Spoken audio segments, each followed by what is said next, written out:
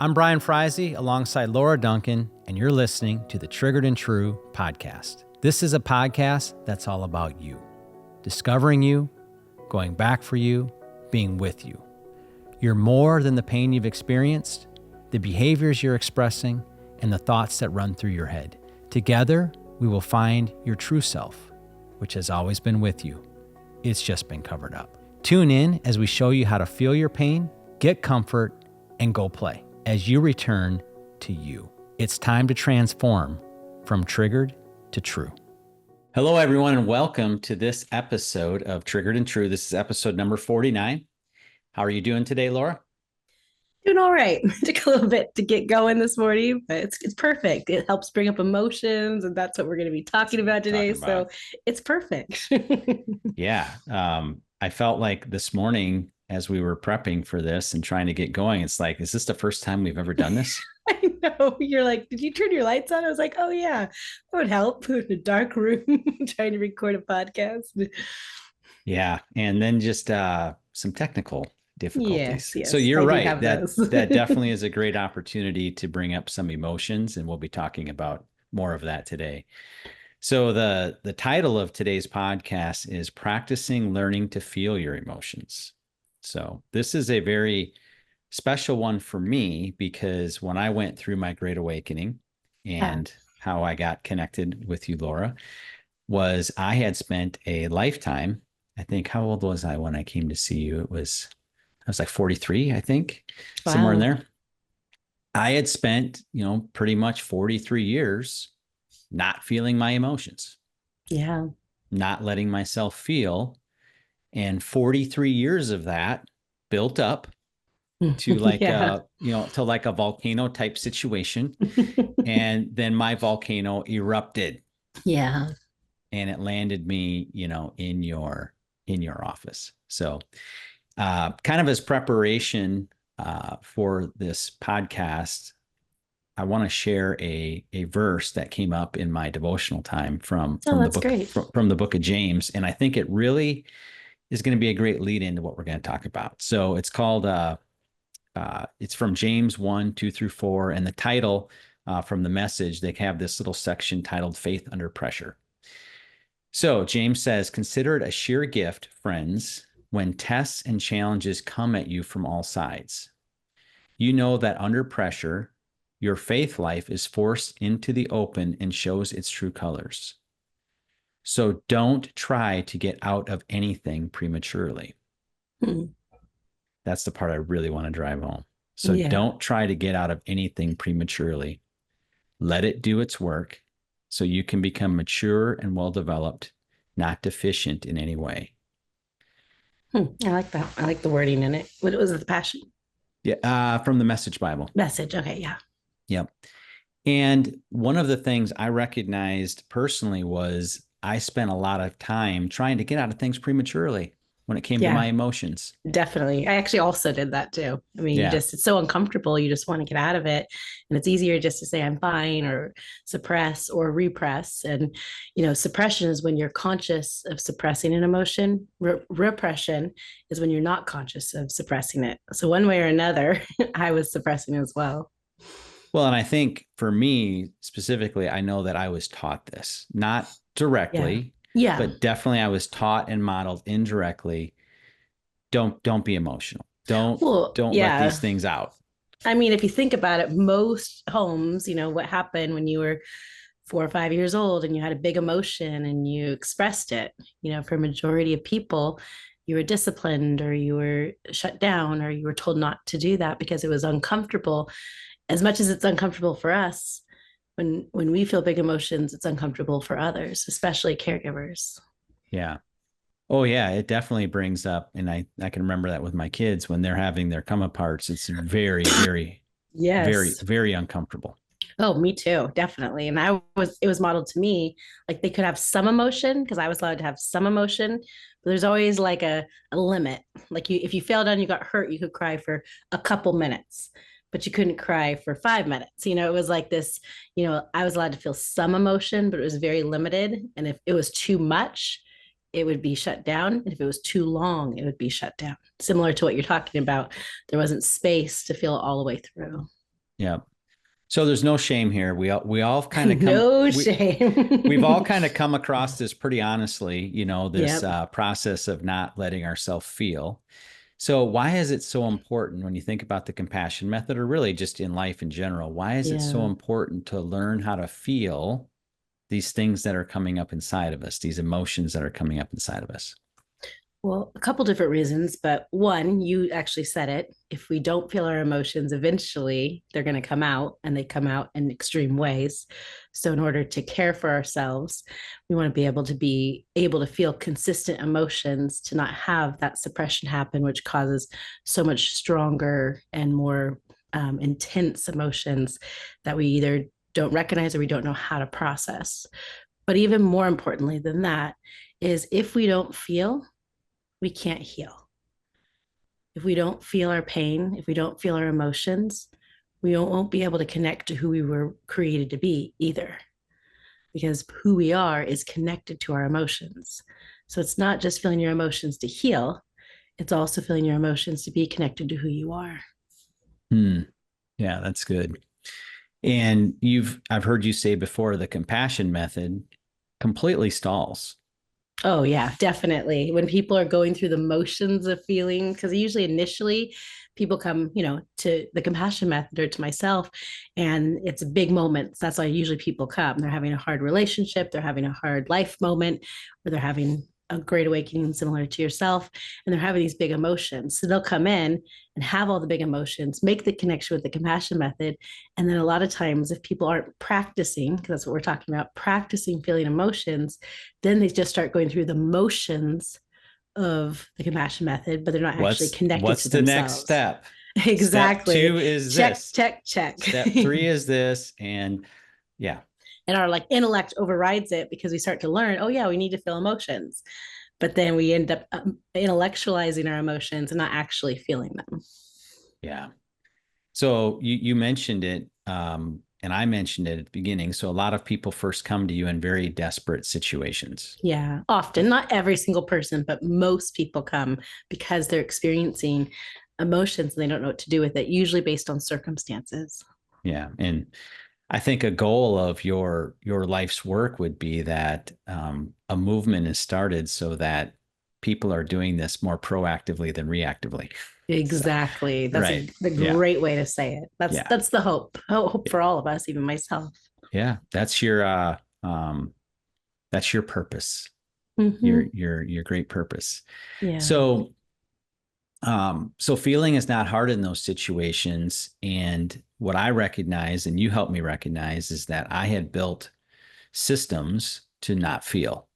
And Yes, you they're very called, intricate. yeah, and you called them protectors, and we've done a few Mm, podcasts on those. But I yeah. want to just kind of give a little bit of a background on these systems we build to not feel. Yeah. Yeah. No, that's great. Did you say you wanted to, or you want me to? No, you go Sorry. ahead. Okay. Yeah. Yeah. Well, Sorry. you're the expert here, not me. I was My like, I like goodness. hearing when you talk about it. I'm like, well, tell me more.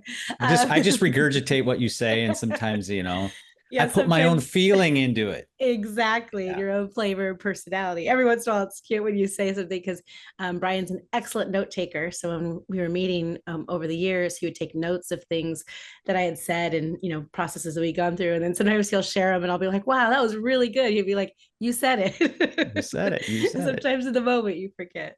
Yeah. But yeah, so those protectors is from, like you said, from a very young age, we learn survival, that if we feel our emotions and a caregiver is not comfortable with it, it's going to cause disconnection. And we need connection like we need food and water, especially in our early childhood development. So what ends up happening is, our brain says, it goes into the amygdala and it says danger, danger, danger. Emotions are going to lead to disconnection, which is going to lead to death. That's what our brain tells us. And so we need to protect ourselves from feeling emotions, because we need to protect ourselves from disconnection.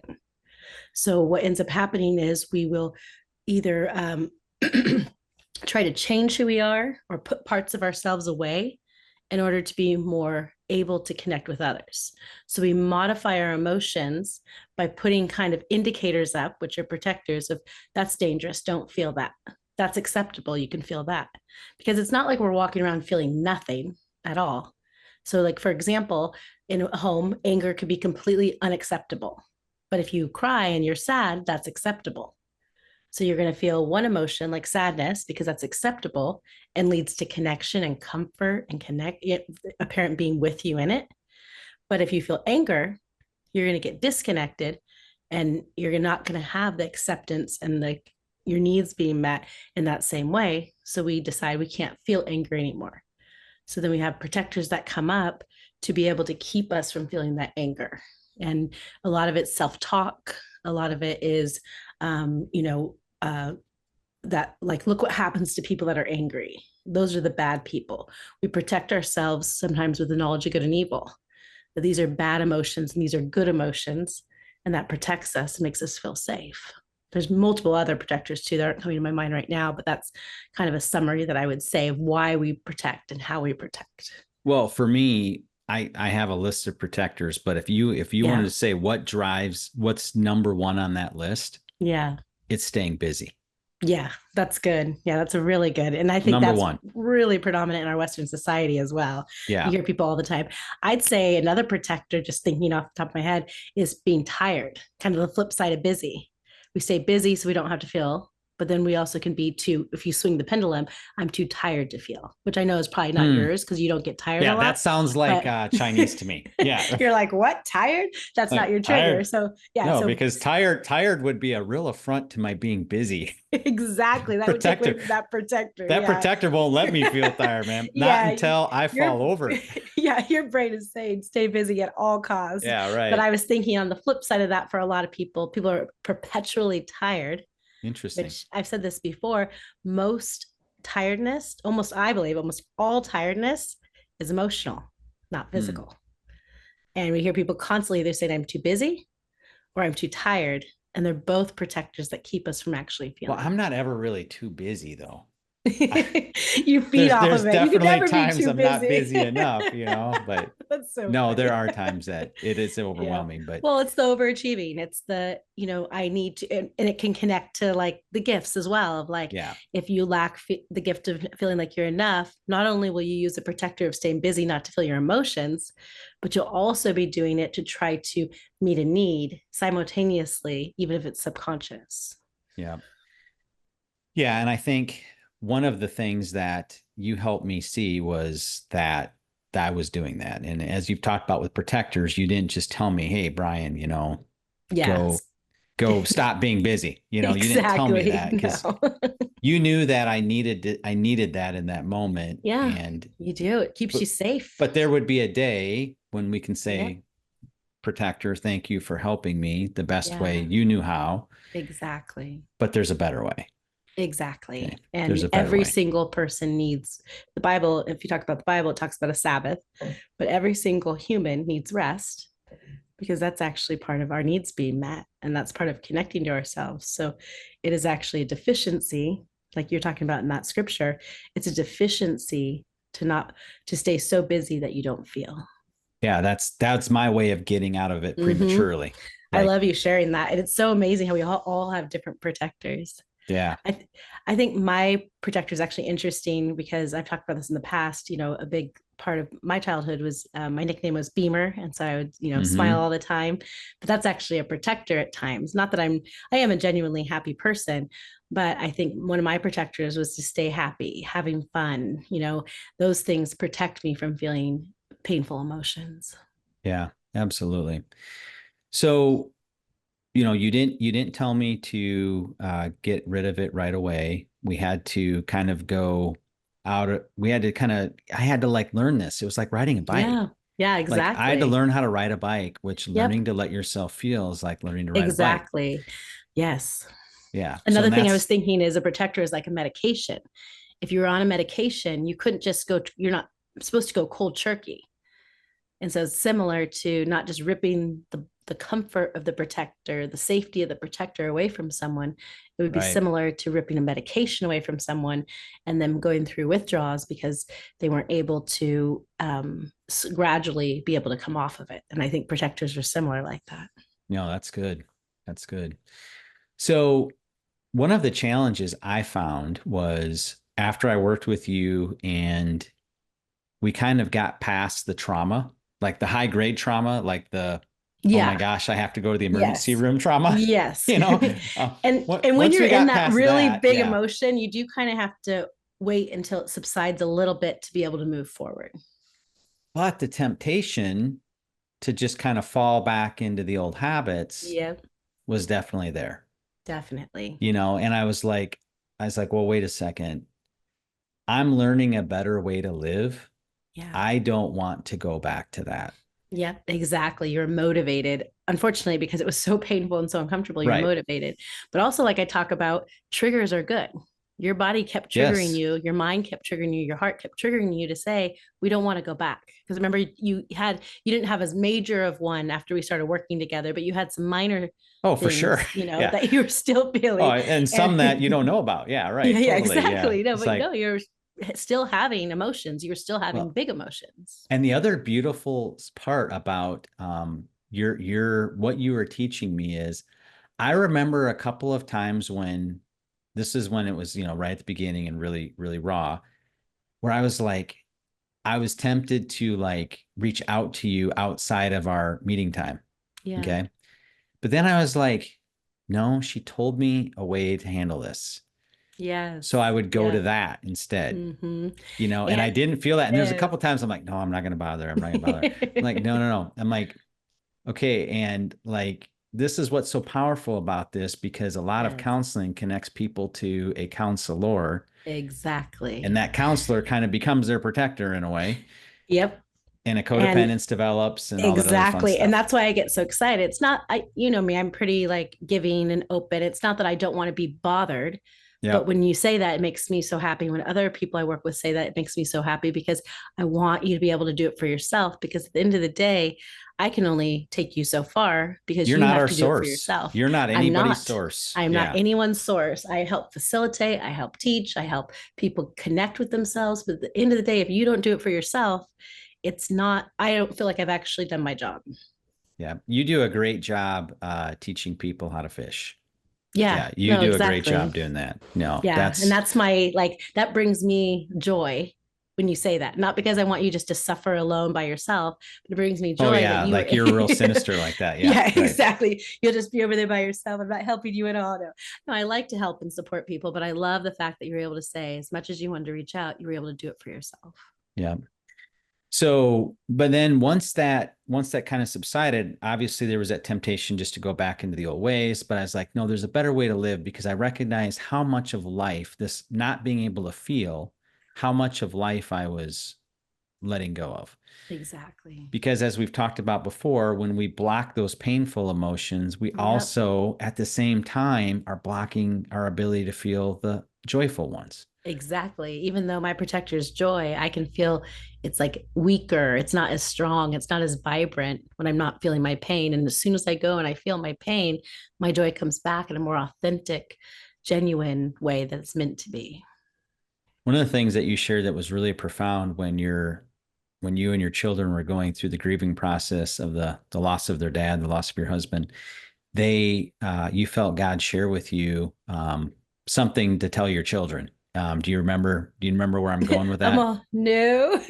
Yeah. Well, what you shared with me is that you wanted God, you felt like God was telling you to remind your children, that they can be as happy as they are Mhm. sad. Yes, definitely. That was something I didn't know how to grieve at all. So I had these random things that I did feel like God was sharing with me that were so helpful because in your brain you're thinking they're just going to be sad forever. That's what it feels like when you go through grief. And it also feels like it's not okay to feel joy or other emotions because you have to focus on grief and pain because it's so huge. But it was such a beautiful process to go back and forth between joy and pain or other emotions as well. But what you'd say like more positive emotions or painful emotions or and it was amazing to see them be so full of joy and then sadly a couple hours later feel so much pain, but it was actually really beautiful to see this almost like a wave coming in and a wave coming out. There was like a rhythm to it that I never realized how important that was. Yeah. Yeah, because like we've talked about neurologically, they're traveling on the same circuits. Pain. Exactly. Pain, Yep. sadness and joy on the same circuit. So Yep.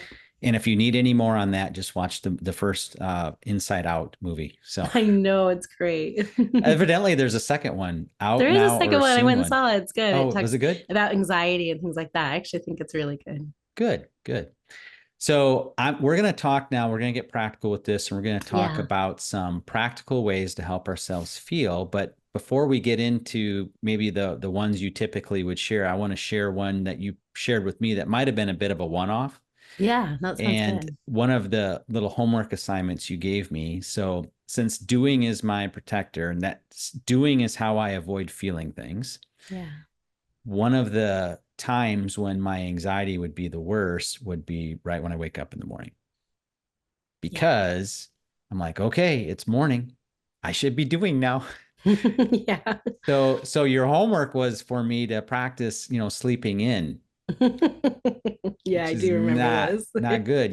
So what I would do, and I can share some successes I've had here too, and still where I struggle. But what I would do is when I wake up, I'd feel that kind of that frantic energy, like I need to be going.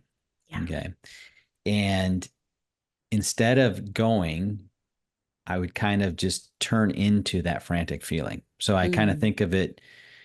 I live in a northern climate, so when you're stuck in a snowdrift, or when you're I'll back up again. So living in a northern climate, when you're driving and you're driving on snow or ice, they talk about if you go into a skid to turn into the direction of it.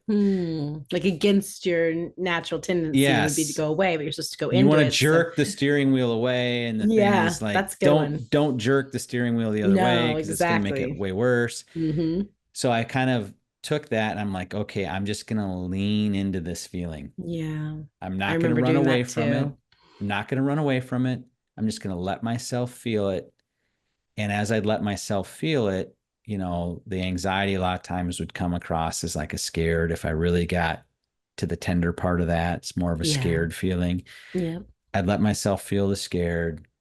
I'd kind of go through some of the compassion statements you share and that you've taught. Yeah. And and amazingly, sometimes I fall back asleep. Mm-hmm. Yep. Sometimes I'm able to just kind of sit there and bring it down. And I'm Yeah. like, I'm not getting out of bed Mm-hmm. until I comfort this enough to bring it down. Yes, exactly. Because if I just jump out of bed and go right to my workout or go right to the next protector, you know what I'm saying? If I just Yep. do that, I rob myself of this Yeah. opportunity. And believe me, I could go work out Yep. and it would do this. It would give me a temporary fix, Yeah. Gives you serotonin, endorphins. gives you a Yep. good feeling. Yeah, exactly. I could go do worship. That would I give you could good go do feelings too. prayer. I could go read Yep. my Bible. And guess what? hmm All of those things, which are good things. We're not saying Yeah. any of this is bad, obviously, working out, reading your Bible, worship, none of those are bad things at all. But if you're doing it to avoid feeling, they can have, not the outcome that you're hoping to have. So, Exactly. And on a neurological level, I know I've shared this before too, but on a neurological level, you're literally medicating yourself and not feeling your pain through all right. those things that you listed. And it's harder when they're things that quote unquote look good. I know exactly. You're not getting Yeah. up and, drinking alcohol first thing in the morning. So Right. Which people, everyone would look at as like, and yeah, be like, that's what everyone knows that would be unhealthy. But when you are getting up and working out and reading your Bible, everyone's like patting you on the back and saying you're doing great, but it's equally a medication, equally avoiding pain. yeah. So, what are some other practical things that you teach as part of the compassion method to help people kind of learn to Yeah. feel? So, I mean, done it, we've talked about it in other episodes, but the remote control exercise is Episode 6. We had a whole episode 6. episode on Yep, that. Episode 6. exactly. Yep. Go back and refer to that. And I really like how you brought up, I know this is your life experience, but I would think a lot of listeners have I think the two hardest times for people to feel anxiety or depression or to feel any type of emotion is usually right when people wake up. That's why people say like they don't want to get out of bed in the morning. Opposite of you, Yeah. obviously, Right. but they Yeah. don't want to get out of bed in the morning because of depression, because of those things. So it'd be hmm the same exact thing. Instead of you're being with yourself, not to rush out to medicate by being busy and doing. For others, they might feel the feeling of they can't even get out of bed. They don't even have the energy or the ability, it feels like, to be able to get out of bed. And so you do the same process of being able to connect to yourself until you're able to feel ready to get out of bed. And so, and then also a lot of times when people are going to sleep at night, their thoughts will be going a mile a minute. They won't be able to calm down. They won't be able to go to sleep. And so you do the same thing that you're talking about. So the remote control exercise, I feel like, is one of the number one ways that you can walk through and be able to be with yourself and your emotions, especially if you're just starting to practice. I feel like the guideline of the remote control exercise is very helpful because a lot of times you don't really, like, you'll remember bits and pieces of what maybe you've heard on this podcast, but if you don't actually sit down and do the remote control exercise, you'll be missing key components to be able to process your emotions. I also think sometimes like watching movies can be helpful to feel emotions because you're still feeling and experiencing whatever's happening in the movie, but it's lower stakes because it's not your own personal life. But I think that that's a safe way for people to practice feeling emotions. And you'd still want to give yourself comfort, even if it's not like real life, it's still affecting you because there's something inside of you that's connected to that. There's a reason why we cry in certain movies because it's not just the movie itself, it's actually the emotions within ourselves. I'd say music is there too, so Yes, yeah, I music was can just help thinking that. help Yeah, people I feel. think music can definitely feel, and I think even like as It much as can like also be medication, and so can watching a exactly, movie. But yes, if you're for doing sure, it to help yourself feel, intentionally, like you were yeah. talking about, to be able to say, I don't know how to feel this, so I'm going to watch a movie. For example, on grief.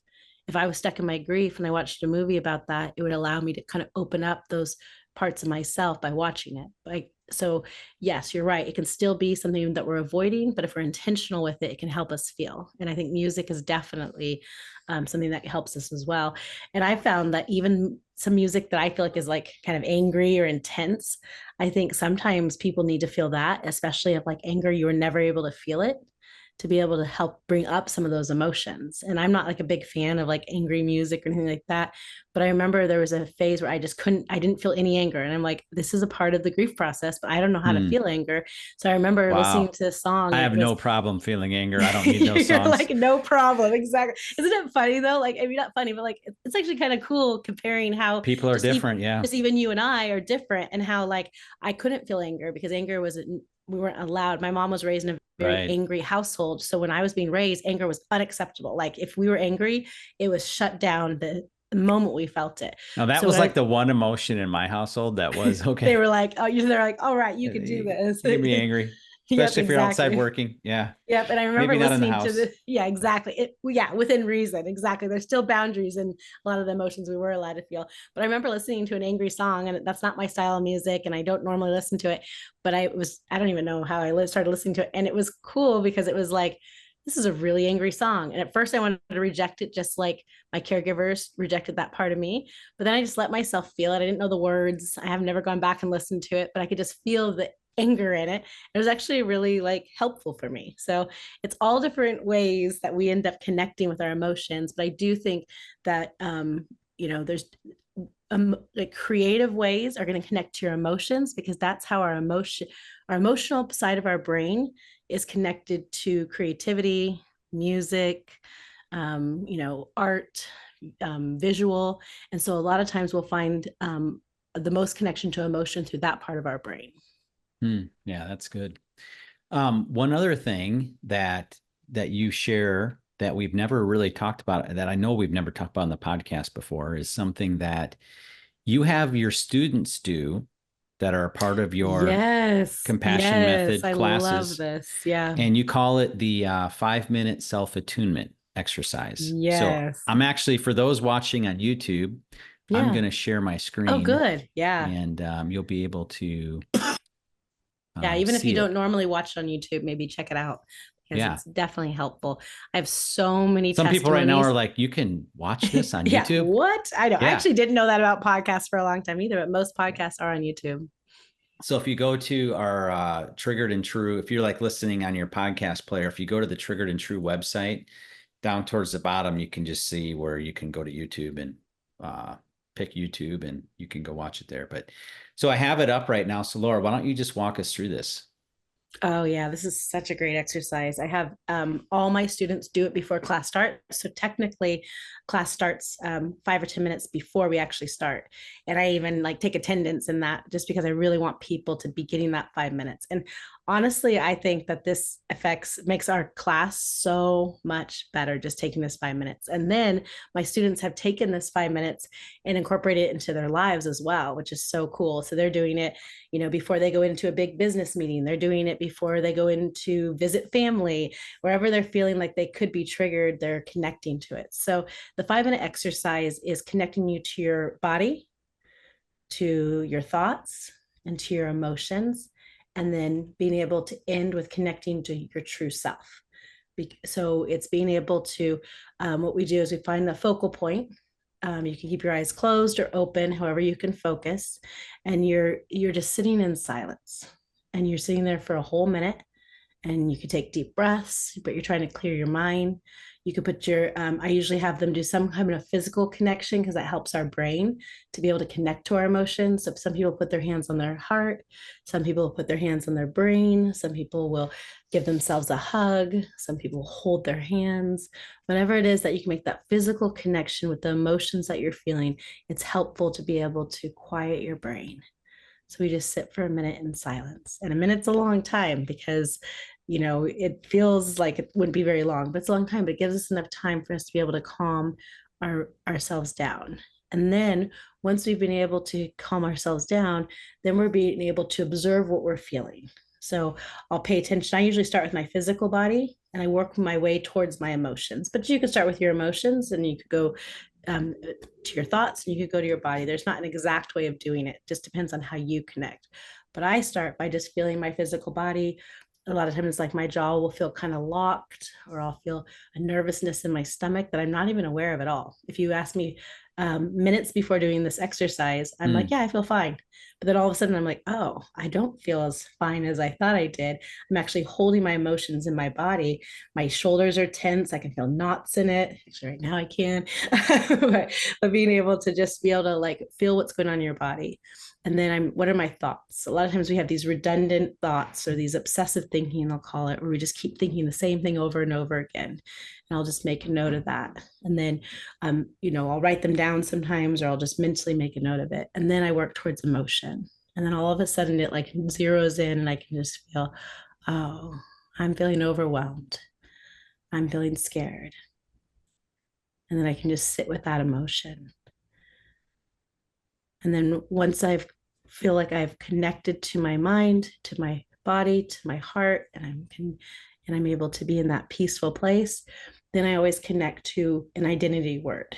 And the reason why I do this is because it helps me come home and back to myself. Because once I felt my emotions, I want to be with myself in it. So a lot of times a word will come to my mind of like just now, I just felt like peace. I feel like peace is a big part of who I was created to be. And I felt as I was attuning myself and connecting, I could feel peace come in. And I feel like connected to myself in that. Not only do I feel peace, but I feel my who I was created to be within that peace as well, because I believe that's part of who I am. So that's kind of a brief nutshell of it. Definitely recommend it. At first, when some of the students are doing it, they're kind of like, what's the point? Or like, I don't feel like I'm connecting. It's okay. Not every single time you do this 5 minute, 2 minute, you're going to have this big revelation or this big connection to your emotions, but it practically helps you practice feeling your emotions on a daily level. And I would actually recommend, if you struggle with feeling your emotions, to set a 5 minute timer once a day to do this exercise, whether you're in a triggered state or a happy state, being able to connect to your emotions. Because like Brian said earlier, with how when my kids went through the grieving process, I learned it was just as important to feel joyful emotions as painful emotions. And I wanted to be able to feel both. Well, and I think what you just hit there on the joyful emotions is really important because we have to learn how to practice feeling those as well. Exactly. And for some people, that can be even scarier than feeling pain. For some people, they felt pain their whole life and they're very, very familiar with pain, but they very rarely have felt joy. So they actually have to practice feeling joy. And one thing you've shared before about that is that joy, um, like your body knows that the pain runs on that same circuit. Mm-hmm. So your body almost holds you back from wanting to feel joy because it knows that that means we might Mm-hmm. also have to feel pain. Yep. And that's why people feel numb. That's commonly our body keeps us actually in a Comfortably state numb. of Yeah. numb, neutral. We don't feel anything big. We don't feel anything bad because it's keeping us safe. Well, and I think for me, the game changer on feelings and learning to feel is I recognize that part of my apprehension of feeling it is I thought I would be there forever. Exactly. And it will never go away. If you start crying, Right. you'll never stop. I hear that commonly. Yeah. If I get too scared, I'll just stay scared. Like there's no Yeah. comfort. I'll just be terrified, anxious. But through the compassion method, we learn how to bring comfort to that Yeah. emotion, No matter how big it gets. no matter how big it gets. And it actually gives you tremendous hope for the future because there's a lot of things in life that you're very fearful of happening because you're like, I could never get through that. Yeah. But the compassion method actually shows you that it would be hard, but you can get through that. Mm-hmm. There And is once another you're side of that. exactly, and so you're rewiring your brain, and especially with the comfort that comes in, it's a reward system as well. So your brain starts to say, because your brain's saying, because we've been telling it and we wired it from our early childhood development. If we feel pain, we won't get comfort. If we feel pain, it'll never stop. If we feel pain, it'll take over. But once we start to feel and then we receive comfort, our brain says, this isn't so bad after all. We're not going to die after all. Mm-hmm. It's okay to feel. And then guess what? Comfort comes. And that's why the repetition of feeling that comfort and feeling your emotions and getting that comfort teaches your brain it's safe to feel. So sometimes people start out with really big emotions, like we talked about before. But sometimes when people come see me, they come see me because they're actually numb. They get scared because they just had a big event happen in their life and they didn't feel anything. And they're like, Mm. that's scary. You know, they had a child get married and there was nothing. Oh, yeah. They had a loss, they felt nothing. And that scared them just as much as feeling big emotions. And so Yeah. they actually started out feeling emotions in increments until it felt safe and safe and safe. And then, 4 sessions in, they're bawling, snot crying, Mm. feeling such extreme emotions. And then as much That's as so it's wonderful. uncomfortable, yes, no, exactly. I was just gonna say, like, as Right. much as that sounds terrible, and like when you think about it, so wonderful. And literally at the end being like, I'm so grateful, like I can feel again. Yeah. Well, as you were describing that, I was just thinking of it really hit home because I was thinking of I recently just had my daughter had a baby, so I had my first grandchild. And Yes. I remember like holding things back as I was holding her, like, I don't want to go too far with this because it's scary to feel good. You know what I'm saying? Yeah. It can be just as scary to feel good as to feel bad, Yes, exactly. And no, that's good. That's And good. that So and that needs comfort and connection too. So that's amazing. yeah. So some homework for everyone is to definitely go back and listen to episode 6 if you are not Yeah. familiar with the remote control exercise, because that the remote control exercise is actually an entryway to all of the compassion method. Yeah, Like we kind of definitely. start, the compassion method starts with the remote control exercise. Then we bring in the other aspects. We bring in Yep. compassion. We bring in the 10 gifts, the gift givers, and all of the other aspects of the compassion method. Yep. But sometimes the remote control exercise, feels like a lot. If Mm-hmm. and maybe to really get the full benefit of the remote control exercise, starting with the 5-minute self-attunement.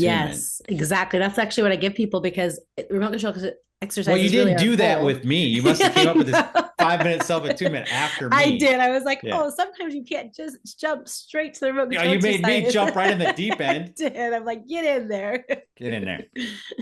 I got my deep water band, so I'm okay Yeah, now. exactly. But no, I highly recommend it. If you feel like if you've already tried to do the remote control exercise and it felt overwhelming or difficult, go back and do this 5-minute and 2-minute for a week straight, 5 minutes a day, and then come back to the remote control exercise. And you'll naturally be more aware and in tune to being able to do the rest of the process. Yeah, that's excellent.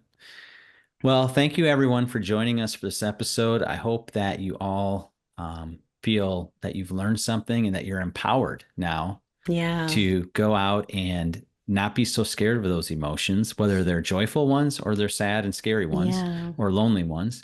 and that you'll let yourself feel those, Yeah. and And it takes practice. That's why we're takes saying practice. practicing feeling your emotions.